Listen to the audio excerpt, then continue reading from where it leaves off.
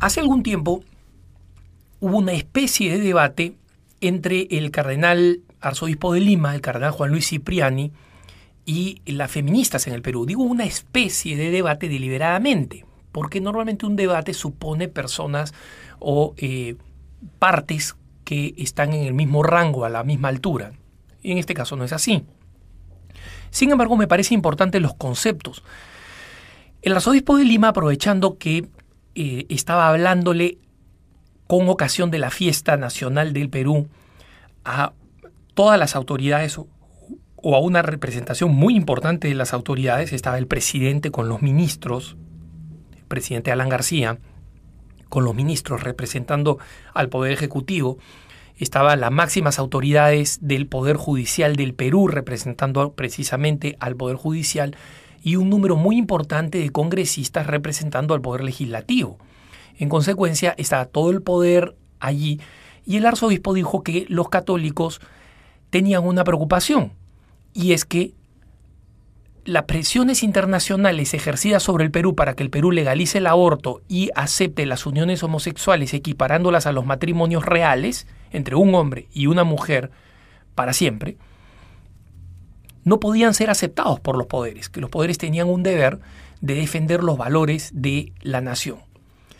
A esto respondieron las feministas con un comunicado diciendo que el presidente y las autoridades tenían que gobernar para la mayoría de los peruanos y que en el Perú existía una separación entre iglesia y Estado y la iglesia no podía imponer sus propias creencias para un Estado que es laico. Este argumento similar fue utilizado en Ecuador cuando los obispos en la Conferencia Episcopal Ecuatoriana denunció la Constitución que va a ser votada ahora en estos días en septiembre por los ecuatorianos, diciendo que esta Constitución abría las puertas a la legitimación del aborto, de las uniones homosexuales y de otros males morales gravísimos que no son aceptados por la sociedad ecuatoriana en su conjunto. Y en consecuencia, el presidente Rafael Correa, de una forma sorprendente, tengo que confesar, porque hay muchos presidentes que provienen de un ámbito totalmente secular, por más que se llamen católicos y practicantes, provienen de un ámbito completamente secular. Pero no es el caso de Rafael Correa. Rafael Correa fue misionero, fue voluntario, se formó en ámbitos católicos, en algún momento pensó en ser sacerdote y además se formó en un ámbito católico de izquierda, bajo la influencia de la teología de la liberación, que es una forma de iglesia que alienta la intromisión en temas políticos. Entonces, que el presidente Rafael Correa haya denunciado que los obispos están, entre comillas, haciendo política, es desconcertante, es oportunismo político o un olvido tremendo de dónde viene él, ¿no?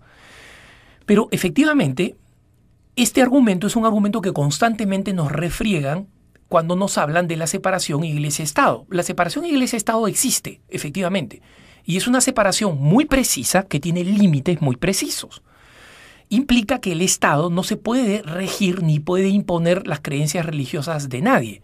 No puede perseguir a la gente porque no va el domingo a misa, como sí hacen las naciones islámicas y los gobiernos islámicos que tienen una policía religiosa que castiga, azota a quienes no cumplen con las leyes religiosas.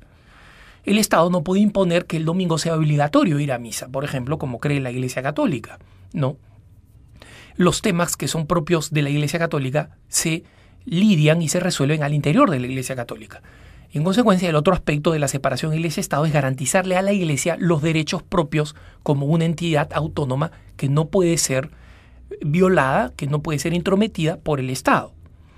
Pero, ¿esto qué cosa significa? Significa que entre esos derechos está el derecho de la Iglesia y de sus autoridades a pronunciarse sobre un ámbito que no es propiedad del Estado, que es la sociedad. Y las feministas se olvidan de eso. O mejor dicho, lo aplican cuando les conviene. Cuando el Estado no hace lo que ellas quieren, entonces hablan, la sociedad civil está exigiendo. ¿Qué sociedad civil? 4 organizaciones feministas, eso es lo que llaman la sociedad civil.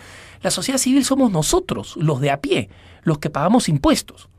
Son ustedes que tienen hijos y que aportan hijos futuros para la sociedad, cosa que rara vez hacen las feministas. Y además, no sé siquiera si pagan impuestos porque normalmente reciben sus sueldos de organizaciones internacionales y no queda muy claro cuánto ganan porque el dinero viene de afuera. Entonces, hay signos de interrogación importantes sobre el pago de impuestos, ¿no? No estoy afirmando nada, estoy simplemente estableciendo signos de interrogación, ¿no? Pero, dicho esto, el ámbito de la sociedad donde ellas quieren influir, donde la Constitución ecuatoriana va a influir, es un ámbito que le corresponde a todos los que formamos parte de la sociedad, católicos incluidos, sobre todo cuando somos una mayoría. El tema del aborto es un tema que influye cómo va a ir la sociedad. Una sociedad se pregunta si es que va a eliminar a personas no nacidas en el vientre materno y en consecuencia establecer una pendiente resbaladiza donde se eliminan a seres humanos que deberían ser protegidos justamente porque son los más indefensos para favorecer un derecho que no existe, que es el derecho al propio cuerpo de las mujeres, porque las mujeres tienen un derecho limitado al propio cuerpo, ¿no? El Estado previene que una persona se mutile, por ejemplo, si es que se vuelve loca, ¿no? Y, sin embargo, acá no se trata de su propio cuerpo, sino se trata de otra vida. Entonces, las feministas pueden decir, nosotros no creemos que hay otra vida. Muy bien, perfecto. Pero eso es lo que tú crees. Al otro lado existimos muchísimos que pensamos distinto que tú. Y que no solamente somos católicos o cristianos. Hay muchas personas agnósticas que creen que en el vientre materno hay un ser humano. Entonces, ellas no pueden pretender dominar el sistema público.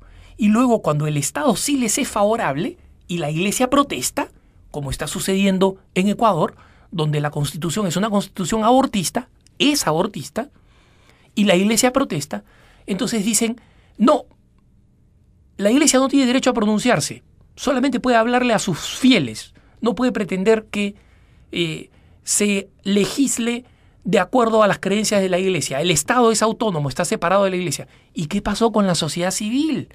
Cuando el Estado no legisla de acuerdo a como ellas quieren, ellas hablan que representan a la sociedad civil aplanada por un Estado tirano que quiere imponer la defensa de la vida y que quiere negar el, entre comillas, derecho al aborto.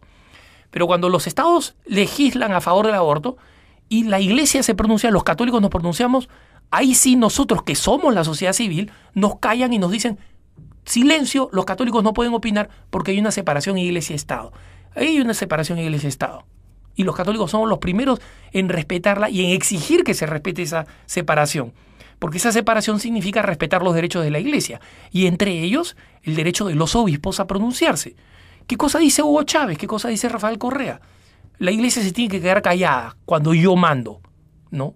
No tiene que intervenir en política. ¿Por qué no? La Iglesia no interviene en política partidaria, no está a favor de tal o cual partido. Pero si el presidente Chávez dice, vamos a pulverizar la educación católica, la Iglesia, ¿por qué se va a quedar callada? Si el presidente Correa dice, vamos a aprobar una constitución proabortista, la Iglesia, ¿por qué se va a quedar callada? Justamente la separación Iglesia-Estado obliga a que el Estado no se meta en los derechos de la Iglesia.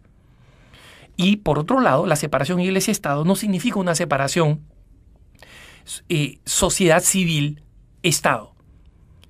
La sociedad civil tiene que reclamar, tiene que protestar, y los católicos formamos parte de esa sociedad civil y protestamos como miembros de la sociedad, no como católicos. Nosotros no queremos que a las feministas las obliguen a ir a misa. Eso sería si nosotros no respetáramos la separación Iglesia-Estado. Nadie dice que las feministas vayan a misa. A mí me gustaría, si se convierten, ¿no?, que vayan a misa.